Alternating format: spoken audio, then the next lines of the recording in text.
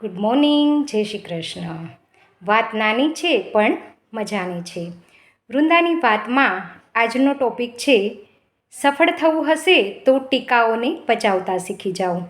આજે આપણા ભારતના વડાપ્રધાન શ્રી નરેન્દ્ર મોદીજીનો જન્મદિવસ છે.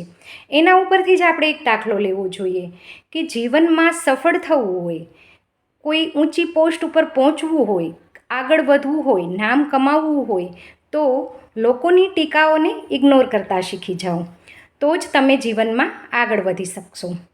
નરેન્દ્ર મોદીજી છે એ મારા રોલ મોડલ છે. એ જીવનની અંદર ક્યાં હતા અને ગુજરાતમાંથી ભારતના વડાપ્રધાન પદ સુધી પહોંચી ગયા છે.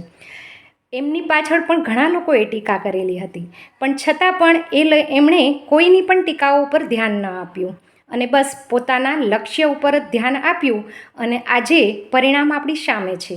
એટલે કે શ્રી નરેન્દ્ર મોદીજી આપણા ભારતના વડાપ્રધાન છે અને આટલા સમયની અંદર આપણા દેશને ઘણા વિકાસના કાર્યો કર્યા છે તેમણે.